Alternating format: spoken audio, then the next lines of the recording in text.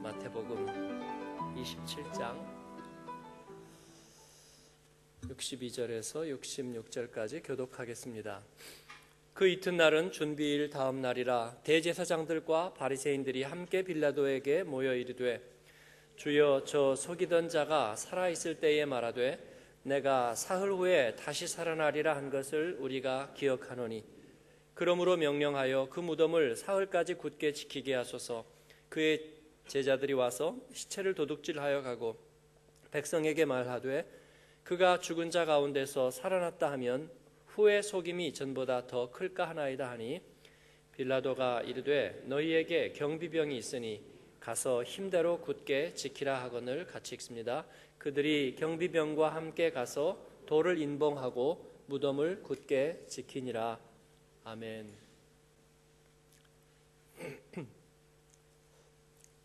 고난주간 한 주간 여러분 새벽기도에 잘 참여하셨습니다. 기도에 유익이 있는 것 같아요, 여러분? 얼굴만 부었어요? 예. 지나 보면 검증이 됩니다. 세월이 지나면 제 삶에 무엇이 남았을까, 어떤 영광이 남았을까 생각해 보니까 기도했던 영광이 남은 것 같습니다. 살아계신 주님께, 그 십자가의 주님께, 그리고 우리를 회복시키시고 구원하시고 또 그 진리의 빛을 우리에게 보게 하신 주님께 가까이 서 있었던 그 기도의 순간들이 참으로 영광되다, 그런 깨달음을 얻게 됩니다. 기도의 응답이요? 예, 응답은 하나님께서 이뤄놓으신 일들을 우리가 보는 것입니다. 아니면 서로 각자가 입술로 토해낸 이야기로 그때마다 하나님의 계획을 막 바꾼다고 생각하는 것은 약간 갈릴레이 이전의 생각 같은 거죠. 나를 중심으로 모든 세상이 돌아간다고 생각하는. 아니요, 나는 분명히 중요한 하나의 개체이지만 일부이죠. 위대한 전체의 일부인 것이죠. 우리의 기도는 분명히 인격적인 하나님께서 기뻐하는 것이지만 이미 하나님께서 이뤄놓으시는 그 놀라운 일들을 우리가 들어가 보게 되고 그리고 거기에 참여하게 되는 일종의 부표 같은 것이죠. 요즘 부표 얘기가 나와서 자꾸 일종의 아이디 같은 것이죠. 출입증 같은 것입니다. 기도를 통해서 우리가 그 영광 안에 들어가는 것이죠. 하나님께서 자주 맛보기로 그 하나님의 영광의 아젠다가 무엇인지를 기도할 때 자주 보여주셨습니다. 저의 복음에 대한 이해, 또 목회 철학, 그리고 중요한 결정들 앞에서 어떻게 해야 될까 하는 것들은 대부분 기도의 시간에 하나님께서 눈을 열어주시고 영감을 주시고 또 밝혀주신 것들이었어요. 지나고 보면 그러한 것들은 대부분 옳았습니다. 내가 생각하는 육체적인 기질이나 혹은 선호도나 아니면 여론이나 아니면 일반적인 상식에서 상당히 맞지 않았음에도 불구하고 그 일들은 옳았습니다. 그리고 그 가운데서는 내가 미처 응답이라고 생각하지 못했던 응답들조차 많이 있었습니다. 하나님이 하신 일들, 하실 일들, 하나님이 펼쳐놓으신 거대한 계획, 기차가 다니는 걸 보면서 계획 없이 우연히 쏘다닌다고 생각하는 것은 우리가 굉장히 삶에 대해서 권태로워진 거예요. 그렇지 않습니다. 이 모든 것들은 계획 없이 규칙 없이 되는 것이 아무것도 없습니다.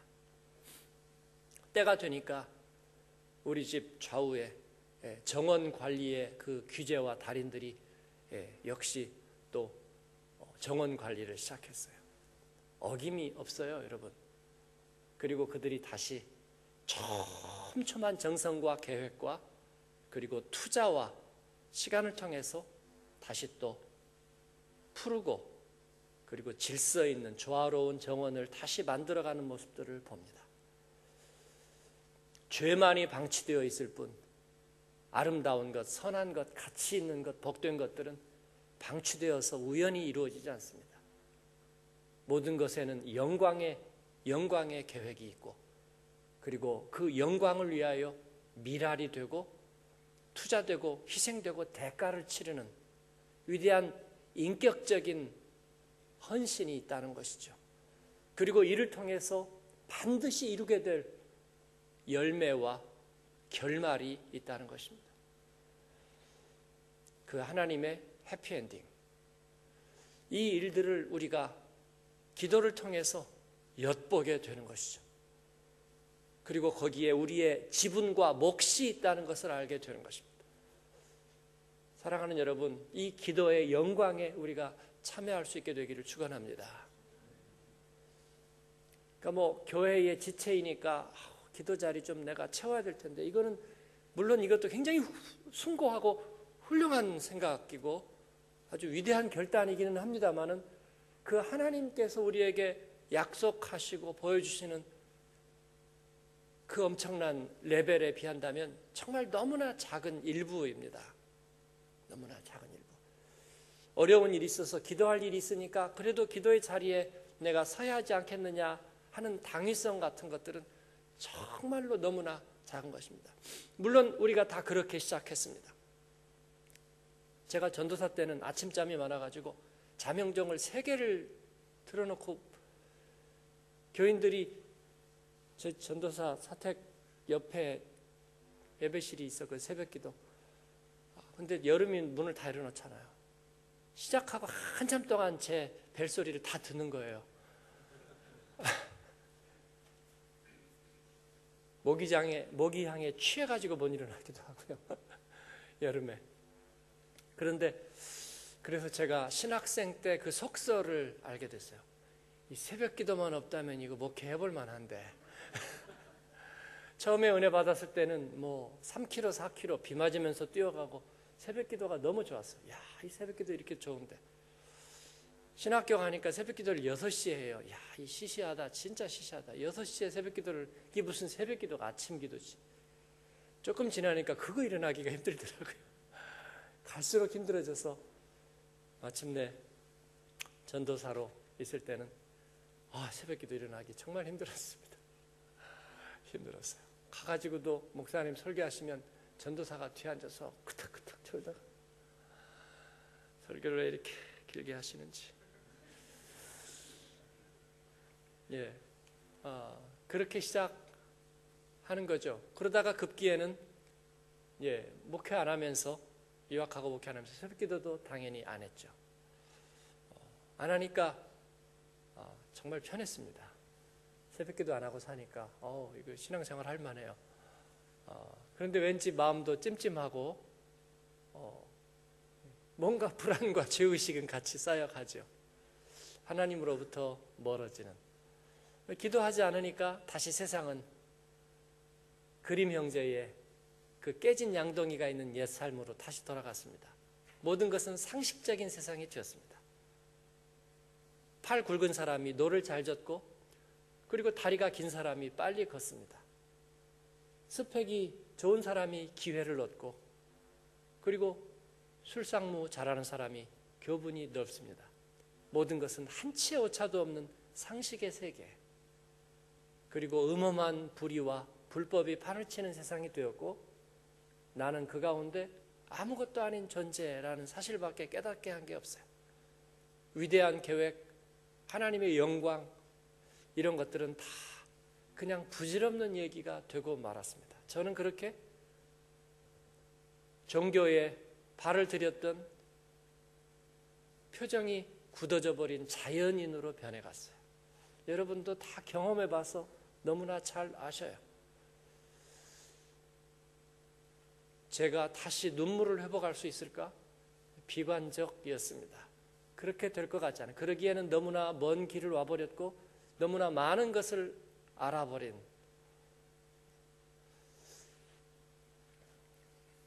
하나님께서 저에게 기도와 눈물과 하나님 앞에서의 무릎을 회복시키신 것은 기적과 같은 일입니다. 마태복음에 보니까 예수님의 십자가가 그런 일들을 했습니다.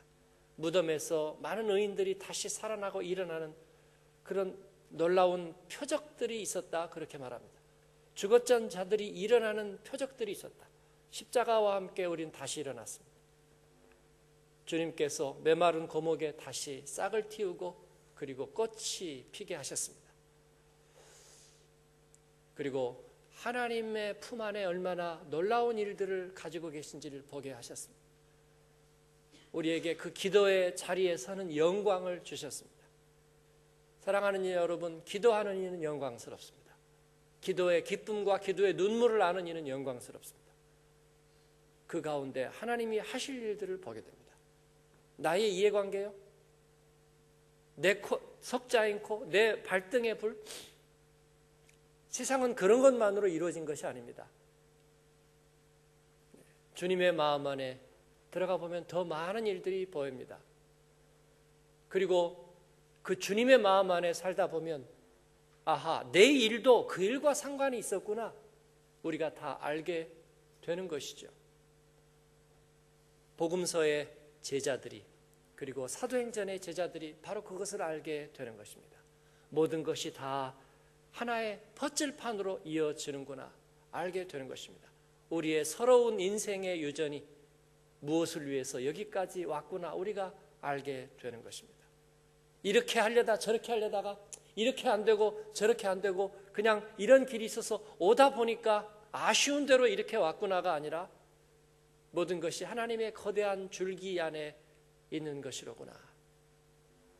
우리가 울다가 갑자기 웃으면서 환해지는 아이가 눈물방울이 아직도 맺혀 있는데 기쁘게 우는 것처럼 우리가 그렇게 깨달아 아는 것입니다. 그 하나님은 선하십니다. 그 하나님은 의로우십니다. 그리고 그 하나님은 참된 생명입니다. 주님 앞에 설 때마다 주님이 우리에게 그 사실을 증언해 주십니다. 우리가 부인할 수 없는 이 봄의 대기처럼 물에 들어가면 그 물살이 우리에게 부인할 수 없이 말해주는 것처럼 주님께서 그렇게 말씀하십니다. 그 주님이 여러분이 기도한 이 기도의 자리를 실망시키지 않을 겁니다. 그러니까 여러분, 기도하고 낙심한 표정 짓지 않기를 바랍니다. 기도하고 아무 일도 없는 것처럼 처신하지 않기를 바라요. 그러다가 자칫 또 자연인으로 돌아갈까 걱정됩니다.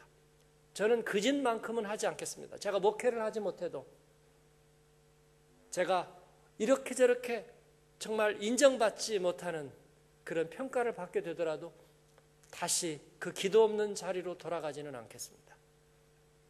그거는 제 삶의 의미를 다시 되돌려 놓는 거예요. 사랑하는 여러분, 주님 앞에 무릎으로 엎드리는 인생 살기를 축원합니다. 기도에 감격이 있는 삶을 살기를 축원합니다. 지성소에서 변화될 것입니다. 주님 앞에서 우리는 변화되는 거예요. 기도의 눈물과 주님과의 친밀한 인격적인 교제가 있는 목자 되신 주님의 음성을 듣는 저와 여러분 되기를 바랍니다. 주님이 우리를 그걸로 식별하실 것입니다. 우리의 기도로 자리로 식별할 거예요. 제가 그런 얘기를 많이 드렸어요. 목회하면서 기억에 남는 그 장면들이 뭐냐면 여러분 기도의 자리예요. 그게 잊혀지지가 않아요. 어떤 분이 어디에 앉아서 어떻게 기도하시던 모습이 잊혀지지 않습니다. 왜냐하면 주님의 마음에 그런 모습들이 기억되어 있기 때문일 거라고 저는 생각해요. 주님이 저를 기억하시는 것은 제 인생에서 제가 주님 앞에 정말로 애통하며 엎드렸던 그 몇 장면들일 거라고 저는 그렇게 생각합니다. 그래, 욥에게 얘기하셨던 것처럼 내 종 아무개를 유의하여 보았느냐. 나는 그놈의 그 눈물을 나는 믿는다. 그때의 그 엎드림과 깨어짐을 내가 믿는다. 저놈이 그러고 나서도 또 갈팡질팡 조금 하지만 그러나 나는 그를 믿는다. 왜냐하면 주님께서 이를 위해서 십자가를 주셨기 때문입니다. 그 십자가의 혈험을 믿습니다. 저는 한국교회를 믿습니다. 왜냐하면 주님의 십자가 복음이 그 가운데 계시기 때문에. 북녘 땅, 여러분 거의 1세기에 가까운 지금 세월이 이제 흘러가고 있지만 그 가운데 그 보혈의 복음이 아직도 살아있는 것을 보면 그 할머니가 얘기했던 하나님 살얼음판입니다. 하나님 살얼음판입니다. 얘기하면서도 나직나직 조리 있게 말씀하시는 그 북한 땅의 할머니의 기도가 여러분 분명히 헛되지 않을 거라고 믿습니다. 기도하고 의심치 않는 여러분 되기를 축원합니다. 오늘 말씀은 이제 마태복음의 이 고난 기사를 마무리하는 오늘 시간입니다.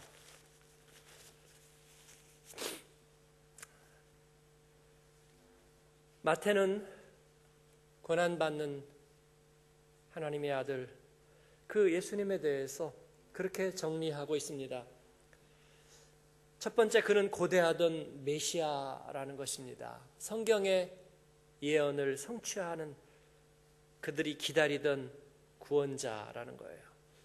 그는 성경의 예언을 이루시면서 고난을 받으셨습니다. 스가랴에 있는 말씀대로 내가 목자를 치리니 양의 떼가 흩어지리라. 그리스도의 죽음은 우연이나 환경의 소산이 아니었다는 거예요.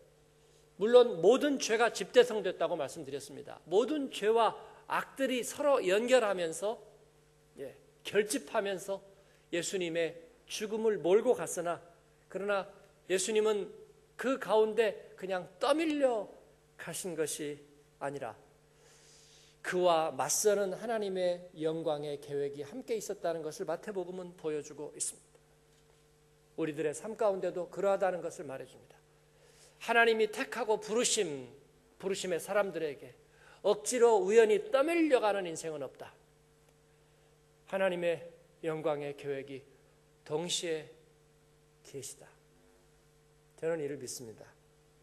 사랑하는 여러분, 우리가 이 믿음 위에 서기를 바랍니다. 두 번째는 그분은 제물로서 피를 흘리셨습니다. 무죄한 피, 아사셀 양처럼 흠없는 일련된 수컷 양처럼 그는 무죄한 피를 흘리시고 그리고 그 피는 언약의 피였다는 것입니다. 하나님과 우리의 인류 사이에 맺은 새로운 언약의 피, 그 피는 정결케 하는 피였습니다. 그 피가 우리를 새롭게 합니다. 보혈을 임방과 설주에 발라서 우리가 주님의 피로 씻음받은 백성인 것을 언제나 주님 앞에 감사하는 저와 여러분 되기를 바랍니다. 세 번째는 그는 무죄한 종이었습니다. 그는 부당한 고난을 받아들이시는 흠없는 무죄한 고난받는 종이셨습니다. 이사야서 53장 5절이 말씀하고 있는 것처럼 유다의 배신, 그러나 빌라도의 아내가 그가 무죄한 자임을 꿈에서도 보고 또 그렇게 증언합니다. 유대인들이 거기에 개입해요. 그래서 유대인들이 빌라도에게 그 피를 우리와 우리 자손에게 돌릴지어다.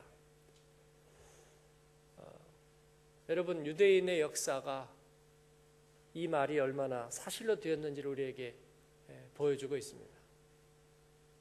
그들은 역사에서 한 번도 편한 삶을 살지 못합니다. 그리고 그들의 이 장담이 그들에게 이루어진 것을 우리들이 보게 됩니다. 그래서 여러분, 아무리 서기상해도 하나님 원망하거나 젠장 마음대로 하세요, 그렇게 하지 마세요. 여러분, 할 말이 있고 못할 말이 있는 거예요. 하나님하고 배짱 부려서 여러분 좋을 게 뭐가 있어요? 아무것도 없습니다. 특히 성질 급하신 분들 가나안 땅에 못 들어가요, 여러분. 혈기 부리다가. 그래서 믿음을 대상으로 여러분 그렇게 막말하시면 안 됩니다. 자기 자신에 대해서도 하지 마세요. 바보 같은 녀석, 죽일 놈, 그렇게 하지 마세요. 그때마다 우리의 마음이 한 단계씩 밑으로 착착 가라앉아요. 한 번씩 영적인 자의식이 가라앉으면요, 잘 올라가지가 않아요. 올라가지가 않아. 왜냐하면 내가 양심의 가책과 죄의식으로 그것을 또 같이 억누르기 때문에 그래요. 그래서 올라가지 않아요. 표정이 어두워지면요, 잘 안 밝아집니다, 여러분. 하나님의 은혜로만 우리들의 마음의 얼굴 표정이 밝아져요. 그러지 않으면 자꾸 침중해지고 심각해지고 어두워집니다. 변색이에요, 여러분. 죽어가는 것입니다. 그러므로 유대인들처럼 그 피를 우리와 우리 자손에게 돌릴지어다, 그런 자기 저주를 하면은 안 되겠습니다. 그는 무죄한 종이셨습니다. 예수님은 마지막 순간까지 저주하지 않으셨어요. 그를 하나님의 영광의 계획으로 받아들이고 그리고 하나님의 흠없는 어린 양으로 이 일을 가셨다는 거예요. 네 번째는 그는 주권적인 왕이셨습니다. 그는 볼모로 잡히고 인질로 잡혀서 포로로 잡혀서 어쩔 수 없이 침묵하고 채찍에 맞지만 치욕을 당하지만 어쩔 수 없이 견딘 것이 아니라 주권적으로 모든 것을 통제하셨습니다. 놀랍지 않습니까? 포로로 있으면서 모든 것을 통제할 수 있다는 것. 그가 수모를 당하면서도 당당하고 그리고 수치를 주는 자를 불안하고 부끄럽게 만들 수 있다는 것. 요한복음은 더 나아가서 그러한 십자가의 예수님을 마치 대관식을 치르는 왕처럼 그렇게 묘사하고 있습니다. 광대에 홍포를 입히고 가시관을 씌우고 그리고 채찍에 맞아서 피투성이가 된 그 옆에는 번쩍거리는 옷을 입은 빌라도가 서서 이 사람을 보라, 그렇게 조롱하고 있는데도 마치 예수님은 대관식에 서신 왕처럼 보이고 그 옆에 번떡거리는 옷을 입은 빌라도는 아주 우스꽝스러운 장난감 병정처럼 보이게, 우리가 그의 영광을 보니라고 요한은 그렇게 얘기하고 있습니다. 수치와 멸시를 하나님의 놀라운 사랑으로 바꾸는 어떤 역전의 대관식으로 그리고 있다. 그 모습이 너무나 아름답습니다. 마지막으로 마태복음은 예수님을 새로운 시대를 여시는 분으로 우리에게 소개하고 있습니다. 새로운 시대, 새로운 의인의 시대를 우리에게 예고해 주고 있습니다. 사랑하는 여러분, 마태복음은 우리에게 묻습니다. 십자가에 달리신 분, 그는 과연 누구인가? 그의 진정한 신원은 무엇인가? 그리고 그분이 내 형제를 구원하고 나의 영혼도 구원하려나? 우리의 삶의 미래와 그의 십자가의 죽으심은 무슨 관계가 있는가? 그리고 우리에게 십자가 주변으로 카메라를 한번 샥 돌려줍니다. 돌려주니까 그를 저주하고 부인하고 못 받고 소리치고 아우성치는 그 죄와 죽음의 하수인이 된 이들을 보여줍니다. 그런데 놀라웠게도 그들은 십자가에 달리신 그분을 모욕하면서 그를 증언하고 있습니다. 오늘 말씀에도 보니까 대제사장과 바리새인들이 가서 저 속이던 자가 살아있을 때에 내가 사흘 후에 다시 살아나리라 한 것을 우리가 기억하노니, 기억력도 좋습니다. 그러니까 우리가 사흘 동안 잘 지키자. 그러니까 빌라도가 그래 가서 잘 지켜라, 그렇게 얘기하고 있습니다. 사랑하는 여러분, 우리는 그들과는 다르게 순종함으로 그리하십시다. 그 주님의 십자가를 잘 바라보고 그 십자가가 우리 안에서 어떤 일을 행했는지를 잘 기억해서 조롱하고 모욕하지 말고 그리고 감사함과 순종함으로 증언하는 저와 여러분이 되기를 바랍니다. 그분은 누구십니까? 십자가에 달리신 분은 참된 하나님의 아들, 하늘의 인자, 진정한 유대인의 왕, 기름 부음 받은 분, 예언을 이루신 분, 그리고 나의 구주, 그리고 모든 목마르고 자유와 그리고 참된 해방을 기다리는 자들의 그 갈증을 충족시키시는 분, 하나님께 이르는 새로운 길을 여시는 분, 새로운 예배를 여시고 우리에게 새로운 시대를 가져오시는 분. 그 십자가 이후에 모든 것은 하나님의 화해의 역사가 되었습니다. 성전의 휘장이 찢어지고 그리고 화목해하는 구주의 복음이 온 세상에 가득하게 되었습니다. 젊은이들이 헌신하기 시작하고 부자들이 자기의 소유를 내어놓았고 그리고 자기의 생명을 단축시켜 생명 구원의 길을 여는데 사람들이 헌신하기 시작했습니다. 바다를 건너는 것은 노예를 팔고 돈을 벌기 위해서가 아니라 생명을 살리기 위한 그런 횡단이 또 그런 여정들이 이루어졌습니다. 물론 고난도 계속되고 있지만 그러나 영광도 계속됩니다. 디마이나스 1 부활의 날까지 날이 밝아오고 있습니다. 사랑하는 여러분, 저와 여러분은 그런 소망의 메시지가 되는 인생이 되기를 바랍니다. 어떻게 하다 보니까 여기까지 와서 이민도 아닌 나그네의 삶을 살게 되는데 뭐 바라는 것도 없고 별 욕심도 없어요. 그냥 하루하루 사는 거고 뭐 내 인생에 무슨 대단한 일이 일어나겠습니까? 여러분, 그런 유민처럼 저희는 살도록 부르심받지 않았습니다. 여명이 밝아오고 있습니다.